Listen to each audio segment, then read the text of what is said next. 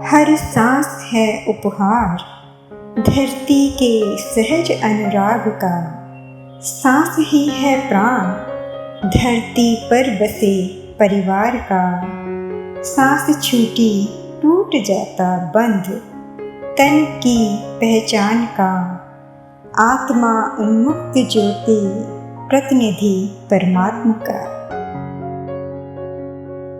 नमस्ते भारत, स्वागत है आप सबका एक और नए वीडियो में। आज हमारे साथ जुड़ रही हैं दिल्ली की रहने वाली मंजुला सक्सेना जी। इनके साथ हमने पहले भी 2 वीडियो बनाए थे जो आप सबने बहुत पसंद किए थे। मंजुला मैम जो है वो बहुत सालों से ध्यान कर रही हैं, ये एक ध्यानी है। प्लस इन्हें बहुत सारे ऊपर से मैसेजेस मिले हैं, गाइडेंस मिली हुई है एंजल्स की, परमात्मा की, जो वो आज इस पृथ्वी पर जगह जगह लोगों को दे रही हैं। बहुत जो है पृथ्वी पर लोगों को अवेयर करने की एक जो है मुहिम इन्होंने छेड़ रखी है। तो चलिए मिलते हैं मंजुला मैम से और सुनते हैं कि क्या है संदेश हमारे लिए आज उनके पास। मैम आपका बहुत बहुत स्वागत है हमारे चैनल पर। धन्यवाद। मैम बहुत अच्छा लग रहा है, आपसे बहुत लंबे समय के बाद फिर से मुलाकात हुई। मैम सबसे पहले तो आप एक ध्यानी हैं, एक मेडिटेटर हैं और बहुत लंबे समय से आप जो है वो ध्यान कर रही हैं। आपको जो है समय समय पर गाइडेंस आती रहती है। आप माँ प्रकृति के बहुत क्लोज हैं, नेचर के बहुत क्लोज हैं आप। जैसे एक बच्चा होता है माँ से बहुत ज्यादा अटैच होता है, अपनी हर दिल की बात उससे करता है, माँ भी उसे समय समय पर सही गलत का फर्क बताती है। ऐसे ही आप जो है माँ प्रकृति की जो है एक ऐसी पुत्री हैं जिनको माँ प्रकृति समय समय पर गाइडेंस देती है। और बहुत सारे ऐसे मैसेजेस आपने डिकोड किए हैं जिसको आम पब्लिक शायद समझ ना पाए। तो आज जो मेरा मेन आपसे बातचीत करने का रीजन यही है कि प्रकृति में हम दिन रात चेंजेस देख रहे हैं। कभी भूकंप आ रहा है, कभी बाढ़ आ रही है, सुनामी आ रही है, कभी बिजली गिर रही है। मतलब आज हम अक्टूबर के महीने में बैठे हैं और दिन रात इतनी बारिश हो रही है जो कभी सोचा ही नहीं जा सकता था कि ये बारिश के मौसम है ही नहीं। तो ऐसे में ये जानना चाहूंगी कि ये जो चेंजेस हैं ये क्यों हो रहे हैं, क्या कहना चाहती है माँ प्रकृति हम सभी को। देखिए, हम लोग भारत के रहने वाले हैं और हमारी जो असली धरोहर है वो हमारे वेद हैं। और जी। अगर आप वेदों का अध्ययन करें तो आपको पता लगेगा जो हमारे ऋषि थे वो ध्यान के माध्यम से ही पूरे ब्रह्मांड की चेतना के साथ जुड़े रहते थे। और खगोल शास्त्र को समझते हुए ही धरती पर वो अपने जीवन को जीवन यात्रा अपनी संपन्न करते थे। हमने दीना मरियम जी की पुस्तक the untold story of Sita पर भी कार्यक्रम बनाए हैं, क्योंकि दीना मरियम भी क्रिया योगिनी है, परमहंस योगानंद जी की शिष्य हैं और मैं भी उन्हीं की शिष्य हूँ। तो उनको भी 2016 में जम्मू में जो मंदिर है भगवान राम का, जो राम के वंशजों ने बनवाया है, वहां पर भगवान राम ने कुछ पिछले जन्मों की स्मृतियां उनके अंदर जगा दी थी, जिसके बाद उन्होंने अपने बहुत सारे पिछले जन्म देखे। सीता जी के साथ वो बचपन में रही हैं, मिथिला में रही हैं, अयोध्या में रही हैं भगवान राम के साथ। तो उस समय वास्तव में लोग प्रकृति से कितना नजदीक होते थे और महिलाएं कितनी स्वतंत्र थी। सीता जी किस तरह समाज में जाकर किसानों के साथ खेती करती थी, नदी की देवी से बातचीत करती हैं, वो सारी चीजें हमें हमारे गुरुजी ने ये ध्यान के माध्यम से दीना मरियम जी को चुन करके हमारे को ये चीजें प्रकाशित करके समझाई गई हैं। शुरू के जो समय में था, चाहे वो सतयुग हो त्रेता युग हो, त्रेता युग तक मनुष्य प्रकृति के सुर में सुर मिलाकर जीवन जीता रहा। और जब हम प्रकृति को नकार कर अहंकारी हो जाते हैं, लालची हो जाते हैं, जैसे कि अभी हम धरती पर कुछ 500-600 सालों से हम लोग देख रहे हैं कि हम लोग आध्यात्मिक नहीं रहे बल्कि बहुत भौतिकवादी हो गए हैं। आपस में लड़ाई झगड़ा, घर घर में प्रॉपर्टी के लड़ाई झगड़े, ईगो का कन्फ्लिक्ट, ये सब जो हम हमारा सोच और व्यवहार है, ये प्रकृति के अध्यात्म के जो मूल सिद्धांत है उन सब के विरुद्ध जा रहा है, जिसकी वजह से प्रकृति मनुष्यों को तरह तरह की बीमारियां, दुर्घटनाएं, नेचुरल कैलेमिटीज के रूप में झकझोर रही है।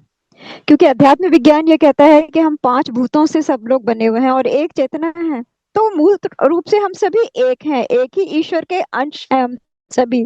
तो हमें जाति के आधार पर, जेंडर के आधार पर, ज्योग्राफिकल बाउंड्रीज के आधार पर एक दूसरे से लड़ना नहीं चाहिए, बल्कि कोऑपरेशन से, रिस्पेक्ट से जीने की एक हमको जरूरत है। और जब हम नेचर के लॉज को वायलेट करते हैं तो नेचर तो सब पर भारी पड़ती है। आप देख ही रहे हैं बीमारियों में कितने घर बर्बाद हो रहे हैं, लोगों के घर दुकान बिक जाते हैं, करप्शन कितना है, वायलेंस कितने हैं। जी। तो ये सब मनुष्य की दुर्बुद्धि का ही परिणाम है। इसलिए ये बहुत जरूरी है कि अभी तो पूरी तरह धरती बर्बाद नहीं हुई है कि धरती को बर्बाद करने से रोकना है। तो जो लोग समझ सकते हैं वो प्रकृति के सिद्धांतों को समझें और अपने जीवन को आध्यात्मिक बनाएं, क्योंकि प्रकृति ही पोषण करती है और प्रकृति ही सबसे ज्यादा हम लोगों को दंड भी देती है अपने तरह से। तो दंड से बचने के लिए हमारे पास क्या उपाय है, ये सोचना हमारे लिए जरूरी है। जैसे माँ प्रकृति है ना मैम, वो हमें एक माँ की तरह सींचती है, पालती है। हमारा एक एक जो सांसें हैं हमारी, वो प्रकृति से जुड़ी हुई है। ऑक्सीजन हम प्रकृति से लेते हैं, खाना हम प्रकृति से लेते हैं, सब हमारे जो घर के फर्नीचर हैं सब कुछ बिल्कुल। प्रकृति का दिया हुआ है। और आज हम उन्हें ही पूरी तरीके से शोषण करने पे लगे हुए हैं, तो जिसका परिणाम आज मनुष्य कहीं ना कहीं भुगत ही रहा है।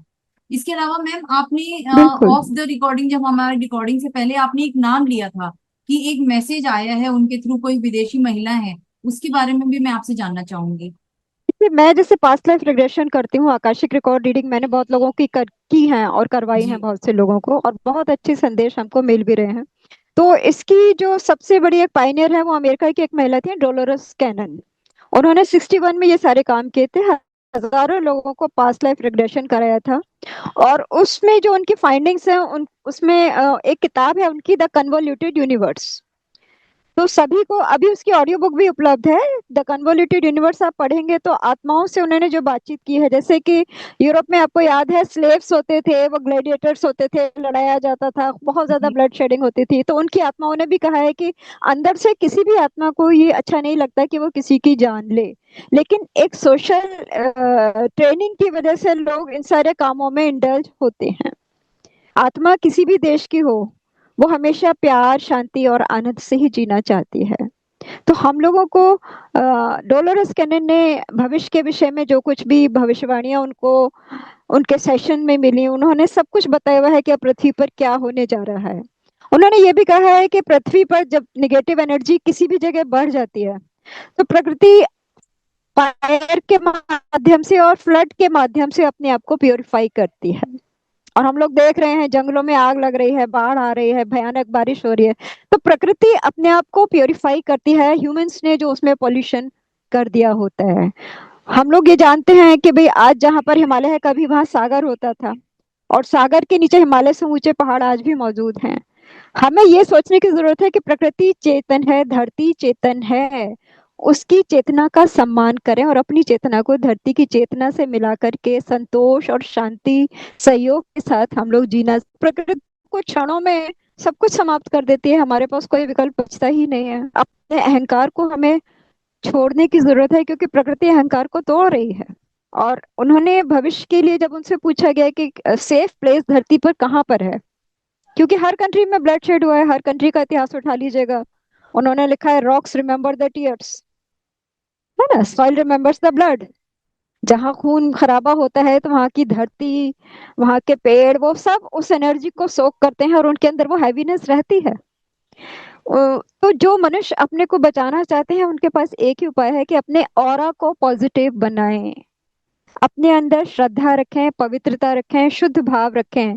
जिस मनुष्य का ऑरा जितना स्ट्रांग है, आध्यात्मिक है, सात्विक है, प्रकृति हमेशा उसकी सुरक्षा करती है। एक ही मूल सिद्धांत है जो हर मनुष्य को समझना है, क्योंकि हमने ऐसा भी पढ़ा है कि प्रकृति पर पहले भी कुछ हुआ, लोग पृथ्वी से जाने की कोशिश कर रहे थे, लेकिन एक मिसाइल आई, उल्का आ गई, और मनुष्यों की सारी जो प्लानिंग होती है वो फेल हो जाती है। तो चालाकी और घमंड, लालच, ये सारी चीजें प्रकृति के सामने टिक नहीं पाती हैं।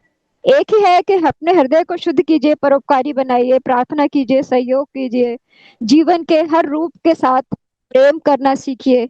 अगर आपका आभा मंडल, आपका ऑरा पॉजिटिव है, तभी प्रकृति आपकी सुरक्षा करेगी। अगर आपका ऑरा निगेटिव है, तामसिक है, तो प्रकृति तो फिर आपको अच्छे से सजा देगी ही देगी। मनुष्यों के पास यही ऑप्शन है कि या तो अपने आप को प्योरीफाई करें, अपने आप को सुधारें, नहीं तो प्रकृति की दी सजाओं को हजारों लाखों साल तक भुगतना पड़ता है। बहुत बहुत आपने गहरी बात कही है मैम कि हमें प्रकृति के साथ ना एक सामंजस्य बनाना पड़ेगा। क्योंकि अभी अगर कल की ही बात बताऊं तो कल, अभी 2 दिन 3 दिन पहले दशहरा था, और मैंने देखा कि बड़े बड़े रावण के पुतले जलाए गए, फायर वर्क किया गया। इतना मतलब मेरा दिल इतना भारी हो रहा था ये देखकर कि पूरा आसमान जो था ना, वो धुएं से भर गया था। मैंने सोचा धुएं अभी से, तो दिवाली बिल्कुल। आई भी नहीं है, और कितने लाखों जो छोटे छोटे जो जीव होते हैं इन हवा में, वो कितने दम घुटकर मर रहे होंगे, पेड़ पौधों को कितनी दिक्कत हो रही जी होगी। लेकिन क्योंकि बिल्कुल। कुछ देर के आनंद के लिए हम सोचते ही नहीं, और हम इतने फायरवर्क करते हैं, शादियां शुरू होने वाली हैं उसमें भी ऐसा ही जी होगा। इंसान खुद अपना आने वाला समय खुद वो खराब कर रहा है। इसके अलावा मैम यस। हम जो है ये भी बहुत ज्यादा सुन रहे हैं कि हम 3D से 5D की चेतना में और की ओर बढ़ रहे हैं, 6D की चेतना की ओर बढ़ रहे हैं। उसके लिए भी चेंजेस हो रहे हैं, क्लींजिंग का वर्क चल रहा है। आप इसके ऊपर कोई मैसेज देना चाहेंगे? देखिए, हमारे जो महान योगी हैं, 1894 में महावतार बाबा जी ने एक योगी श्री युक्तेश्वर गिरी को चुन करके एक पुस्तक लिखवाई थी, होली साइंस, कैवल्य दर्शन, जिसमें सारा विज्ञान दिया है। उसके हिसाब से हम लोग द्वापर युग के 325वें साल में प्रवेश कर चुके हैं, और जब कलयुग समाप्त हो जाता है तब मनुष्य का ब्रेन साइंस को समझने लगता है। और आप देख ही रहे हैं पिछले 100 150 सालों में विज्ञान कहाँ से कहाँ पहुंच गया है। तो ये जी। तो काल की गति है हमारी। एक नक्षत्र की परिक्रमा कर रहे हैं, इसीलिए ह्यूमन इंटेलेक्ट बढ़ रहा है। अब हम आर्टिफिशियल इंटेलिजेंस में आगे, जैसे जैसे आगे बढ़ेंगे तो साइंस और टेक्नोलॉजी, आर्टिफिशियल इंटेलिजेंस, इनका प्रयोग हमारे जीवन में बढ़ेगा। लेकिन साथ ही हमें प्रकृति के साथ सुर में सुर मिला करके जीना चाहिए, जो हमारे वेदों ने हमें सिखाया है। ऐसी परंपराएं जो निराधार हैं, जिनमें एक्साइटमेंट है, जिनमें पॉल्यूशन होता है, वो उन परंपराओं को, उन आदतों को हमें छोड़ने की बहुत जरूरत है। और वेदों के समय की जो संस्कृति है उसको अपने जीवन में अपनाने की हमको जरूरत है। प्रकृति यही चाहती है कि हम उसको, उसका सम्मान, जिसका जो ड्यू प्लेस है, वो तो हम उसको दें ना। हम अपने सुख के लिए और जीव जंतुओं को नष्ट करें, नदियों में गंदगी डालते हैं, वहां पे मछलियां मर गई, पेड़ पौधे कछुए सब नष्ट हो गए, तो कोई दिव्य शक्ति किसी जीवन की हिंसा से कभी संतुष्ट हो ही नहीं सकती है। जब हम प्रेम से, सहयोग से हैं, तो देखिए जीवन में कितनी शांति, आरोग्य, आनंद आ जाता है। बीमारियां तो भाग जाती हैं वहां से। बीमारी वहीं टिकती है जहां पर गंदगी है, जहां पॉल्यूशन है। तो शुद्ध और शांत अपने जीवन को हर व्यक्ति को बनाना उसकी अपनी जिम्मेदारी है। या आप हैं, आपने एक बहुत अच्छी भावना से ये चैनल स्टार्ट किया है कि लोगों में आध्यात्मिक जागरण आए। तो जो लोग देख रहे हैं वो अपने से काम शुरू करें कि उनका जीवन सात्विक, विशाल ने भी जैसे कहा था ना, तामसिक राजसिक, वो तो सिकनेस है दोनों। सात्विक में ज्योति है, आनंद है, प्रकाश है। बिल्कुल सही बात विशाल कह रहे थे। जी। प्रकृति के संग जुड़ेंगे तो जीवन में संतोष, शांति और आनंद आएगा। और जितना अहंकार को, लालच को आप पोषित करेंगे अंदर से, आप उतने डरेंगे, उतने बीमार बनेंगे, उतना स्ट्रेस, उतनी एंजाइटी। मतलब कंपटीशन को खत्म कीजिए लाइफ से, कंपैरिजन को और कंप्लेन को। कंप्लेन, कंपैरिजन एंड कंपटीशन, तीन शब्द दिमाग से निकाल दीजिए। Cooperation, love and contentment. Cooperation and contentment, ये चीज चेंज हो जाएगी। तो फिर प्रकृति खुद हमारे ही सुरक्षा के लिए कुछ ना कुछ व्यवस्था अपने आप करेगी। वो हमको किसी भी तरह से प्रताड़ित या दंडित नहीं करेगी। हमारे प्राण कहते हैं धर्मो रक्षति रक्षतः। धर्म उसकी रक्षा करता है जो मनुष्य धर्म की रक्षा करता है। देखिए, जो हमारा सनातन धर्म है, हमारे मार्गदर्शक भगवान श्री कृष्ण हैं, जिन्होंने गीता का उपदेश दिया है। और आप देखेंगे कि धरती का कोई ऐसा धर्म नहीं है जहाँ के लोग गीता को नहीं पढ़ते हैं, क्योंकि गीता में जो ज्ञान दिया गया है वो सभी को बिल्कुल साइंटिफिक और कन्विंसिंग विजडम लगती है। और भगवान श्री कृष्ण ने ये कहा है कि स्वधर्मे निधनम श्रेय पर धर्मो भयावह। स्वधर्म क्या है? अपने आप को परमात्मा का अंश, चेतना, कॉन्शियसनेस, एक डिवाइन स्पिरिट समझ के जिंदगी जीना ही स्वधर्म है। पर धर्म क्या है? अपने को प्रकृति के अधीन, मनुष्य नाम रूप स्टेटस समझ करके जिंदगी जीना जो है, उसका परिणाम भयानक होता है। क्योंकि तमोगुण की प्रधानता जब होती है तो शरीर त्यागने के बाद वो आत्मा सुअर, कुत्ते, बंदर ऐसे शरीरों में उसको जाना पड़ता है। और जब रजोगुण की प्रधानता में मनुष्य शरीर त्यागता है तो उसको मनुष्य का जीवन मिलता है। लेकिन अगर उसने सात्विक जीवन जिया है, आध्यात्मिक साधना की है, सेवा की है, स्वाध्याय किया है, परोपकार किया है, तब मनुष्य का शरीर छूटने के बाद उस आत्मा को देवलोक में और उन्नत लोकों में बहुत सम्मान के साथ उसको रिसीव किया जाता है। ये किताबी बात नहीं है, मैं पास्ट लाइफ रिग्रेशन करती हूँ और मैंने बहुत से लोग देखे जिन्होंने धरती पर अपनी जिम्मेदारियां ठीक से नहीं निभाई, उनको यमदूत लेने आते हैं और यमराज से उनको डांट पड़ती है, और फिर उनको अपनी गलतियां सुधारने के लिए धरती पर आते हैं। वहां भी उन्हें बहुत स्ट्रगल करनी पड़ती है, उनको बीमारियां होती हैं, इकोनॉमिक इश्यूज होते हैं। और जो अच्छे लोग होते हैं उनको लेने के लिए देवदूत आते हैं, उनके गुरु आते हैं जिनके पास सुनहरा प्रकाश होता है। किसी को हनुमान जी लेने आते हैं, और दिव्य लोकों में उनका सम्मान होता है, वो जब तक चाहे वहां पे निवास करते हैं। तो शास्त्रों में जो बातें लिखी हैं वो कोई कपोल कल्पना नहीं है, बल्कि जो लोग भी आकाशिक रिकॉर्ड रीड करना जानते हैं और पास्ट लाइफ रिग्रेशन करते हैं या मेडिटेशन करते हैं या किसी भी तरह की आध्यात्मिक साधना करते हैं, उनको सपने में भी इस तरह के मार्गदर्शन मिलते हैं कि जब हम मनुष्य के रूप में धरती से गुजर रहे हैं तो ये याद रखें कि ये मनुष्य का शरीर हमें बहुत थोड़े से समय के लिए दिया गया है, लिमिटेड गिन के हमें सांसें दी गई हैं, और उन सांसों में हम ऐसा करें कि सबका भला हो, मेरी आत्मा का भी भला हो, धरती का भी भला हो, अंबर का भी भला हो, सभी जीव जंतुओं का जीवन बेहतर बने। इस भावना के साथ सेवा और सहयोग के संग अगर हम जीवन गुजारेंगे तो हमारा जब इस धरती से जाने का समय आएगा तो हम बहुत अच्छी अच्छी गैलेक्सीज में जाएंगे।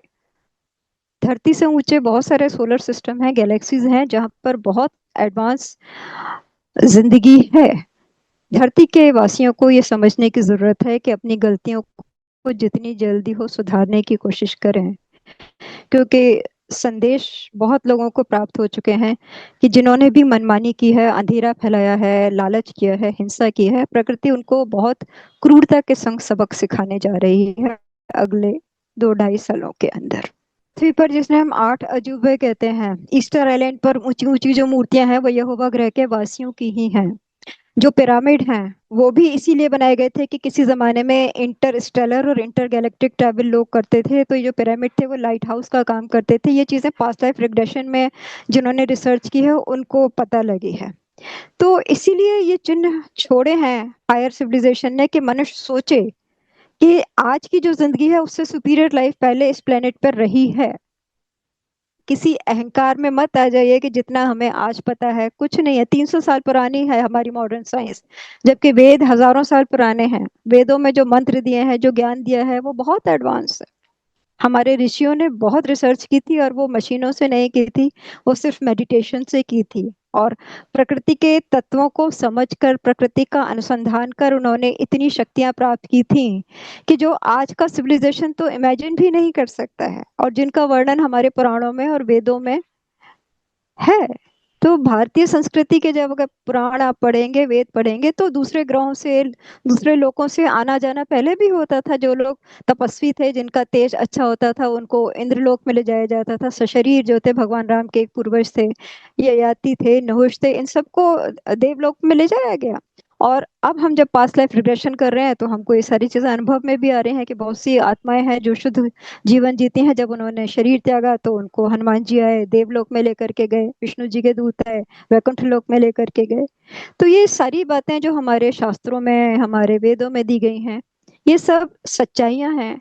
ये समझते हुए आज के इंसान को अपने आप को मॉडर्न मीडिया की जो सेंसेशनल न्यूज़ है उन सब से बचा करके अपने जीवन को आध्यात्मिक बनाना जरूरी है। क्योंकि डोलोरस कैनन को भी जो संदेश मिले हैं धरती के भविष्य के विषय में, उन्होंने एक ही बात कही है कि जिनका आभा मंडल शुद्ध है, शांत है, प्रकृति उन्हीं की रक्षा करेगी। प्रकृति नेचुरल सिलेक्शन करती है। जो लोग प्रकृति के लिए हार्मफुल हैं, प्रकृति उनको किसी ना किसी तरह से अपने स्थान से, वहां से हटा देती है, चाहे वो आपस की हिंसा से जाएं या नेचुरल कैलेमिटी से जाएं या किसी भयानक बीमारी के माध्यम से जाएं। जो लोग भी अपनी आत्मा का, अपने भविष्य का उद्धार करना चाहते हैं, बेहतर जीवन जीना चाहते हैं, उन्हें सात्विक जीवन जीने की जरूरत है। मैम, आप पास्ट लाइफ रिग्रेशन भी करते हो, लोगों को आकाशिक भी लोग देख पाते हैं आपके माध्यम से। तो कोई हाँ ऐसा जी। बड़ा मैसेज अभी तक निकल कर आया किसी आत्मा के थ्रू, या जो जैसे पूर्व जन्म में एक बहुत बड़े संत या ऐसे कोई अभी तक आपके कांटेक्ट में आए हैं इस जर्नी के दौरान? देखिए, ज्यादातर लोग अपनी इंफॉर्मेशन शेयर नहीं करना चाहते। मैं बहुत से लोगों को जानती हूँ जो आध्यात्मिक रूप से बहुत उन्नत हैं, और उनको अपने 300 जन्म भगवान ने दिखा दिए हैं, उनको पता है। लेकिन ज्यादातर लोग इन चीजों को कॉन्फिडेंशियल रखना पसंद करते हैं, इसलिए मैं इस प्लेटफॉर्म पर जिक्र नहीं करूंगी। लेकिन हाँ, बहुत दिव्य अनुभव ऐसी कुछ महिलाएं मिली जिन्होंने, जो राधा जी के समय में थी। जब हम उनके संग पिछले जीवन में गए तो वहाँ राधा जी अष्ट सखियों के संग बहुत दिव्य रूप में दिखी। कनक भवन में, अयोध्या में सीता जी बहुत सुंदर रूप में मुस्कुराती हुई दिखी। दुर्गा जी दिखी। बहुत दिव्य अनुभव लोगों को रिग्रेशन के दौरान होते हैं। तो मैं सिर्फ यही कहूंगी कि जो हमारे वेदों में, पुराणों में लिखा है उसमें आस्था रखिए।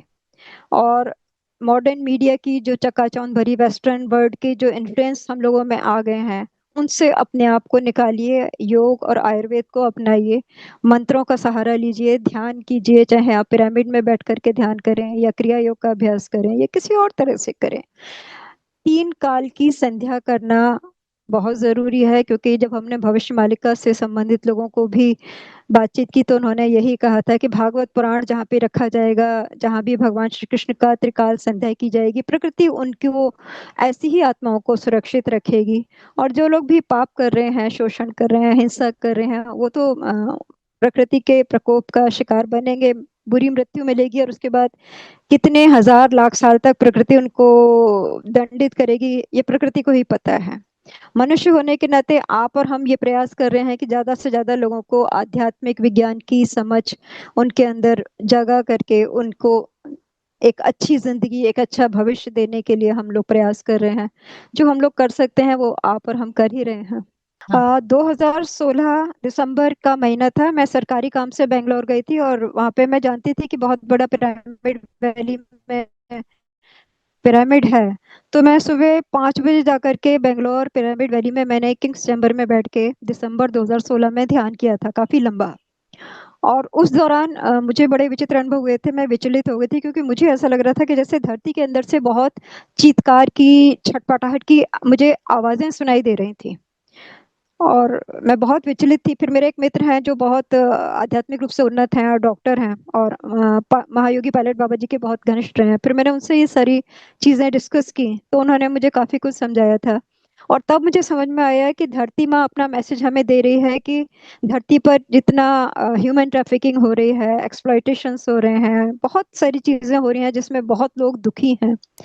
तो जो लोग समर्थ हैं उनकी ये जिम्मेदारी होती है कि धरती पर एक बेहतर माहौल क्रिएट करने के लिए जो भी योगदान हम सब कर सकते हैं वो हमें करने की बहुत जरूरत है। क्योंकि हम में से कोई भी अकेला ना आया है ना अकेला जाएगा। हमारा एक जीवन, एक दिन के जीवन के लिए हम लोग लाखों लोगों के कर्ज से दब जाते हैं। क्योंकि आप इस तरह से सोचिए कि एक दिन में हम जितने गजेट्स यूज करते हैं, चाहे हम ट्रेन यूज करें, हम गाड़ी यूज करें, हम खाना खाएं, उन सबको क्रिएट करने के लिए हजारों लाखों लोगों की मेहनत, जिन्हें हम नहीं जानते, छिपी हुई है। एक चीज, हम अकेले कुछ नहीं कर सकते। We live collectively, we survive collectively, we thrive collectively. Collective consciousness से हम प्रकृति के मिजाज को, उसके निर्णय को बदल सकते हैं। यह विकल्प हमको प्रकृति ने बहुत उदारता से दिया है कि एक साथ 100, 1000, कई लोग एक साथ बैठ के प्रार्थना करें, ध्यान करें, तो प्रकृति प्रसन्न हो जाएगी और हमें क्षमा कर देगी। और उसका प्लान मॉडिफाई करने की क्षमता हम मनुष्यों को प्रकृति ने दी है। ये संदेश आप लोगों तक जरूर पहुंचाइए। जी मैम, मैं आपकी इस बात को बहुत अच्छे से समझ पा रही हूँ कि जब आपने बताया कि ध्यान में आपको माँ पृथ्वी या माँ प्रकृति की जो चित्कारें सुनाई दी, उससे समझ में आता है कि जो आज की डेट में जो क्राइम बढ़ गया है, माँ अपने बच्चों के दर्द को महसूस कर रही है और दूसरे बच्चों तक वो चित्कार पहुंचा रही है कि जो समय है बचा हुआ है उसमें अपने आप को सुधारने की हमें जरूरत है। और जो हमने गलतियां की हैं उसे भी सुधारा जा सकता है। और जैसा आपने बहुत सुंदर एक मैसेज दिया कि अगर हम कलेक्टिव रूप से मेडिटेशन करते हैं या हम कुछ भी एक अच्छा पुण्य का काम करते हैं तो उससे भी कहीं ना कहीं एक माँ बहुत संतुष्ट होती है। हम अगर अपने लौकिक जीवन की बात करें, हमारा बच्चा कोई अच्छे काम करता है, पूजा पाठ में बैठा है, ध्यान में बैठा है, मन को देखकर कितनी खुशी होती है कि बच्चा बिल्कुल सही रास्ते पे। उसी तरह माँ प्रकृति और माँ पृथ्वी के भी तो हम बच्चे ही हैं। हम भटक जाते हैं तो बिल्कुल। माँ दुखी होती है, और हम सही रास्ते पे आते हैं तो वो खुश हो जाती है जब उसके लाखों बच्चे सही बिल्कुल। रास्ते पर होते हैं। तो मुझे बिल्कुल। ऐसा लगता है कि मैम आज आपका वीडियो बहुत सुंदर मैसेज के साथ आया। आप प्लीज और कोई मैसेज देना चाहें तो आपका हाँ, स्वागत है। मैं बताना चाहूंगी कि अमेरिका में हार्ट मैथ इंस्टीट्यूट है, उसकी वेबसाइट आप लोग देख सकते हैं। हार्ट मैथ इंस्टीट्यूट के मनुष्य की जो हमारी भावनाएं होती हैं उनकी एक पर्टिकुलर फ्रिक्वेंसी होती है, और उससे एक एनर्जी फील्ड हम धरती के किनारे, धरती के चारों ओर क्रिएट कर सकते हैं, सारे लोग मिलके प्रेयर्स का, एक अच्छी हार्ट की भावना का। और उन्होंने एक मोबाइल ऐप बनाई है, ग्लोबल कोहेरेंस।